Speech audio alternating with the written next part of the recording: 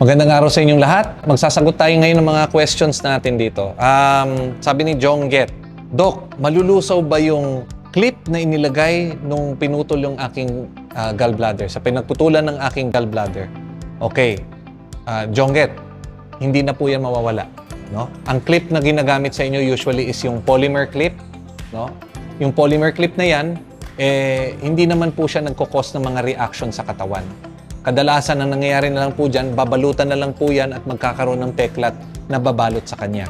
So, huwag ka nang mag-alala doon. Ngayon doon sa ibang mga pasyente, kakaroon po sila ng titanium clips. Yan din po hindi nawawala.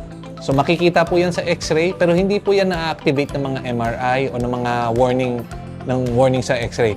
Paano ko nalaman yan? Meron akong ganun. So, ilang beses na akong nakasakay ng eroplano, hindi naman ako fina-flag. So, huwag kayong mag-alala.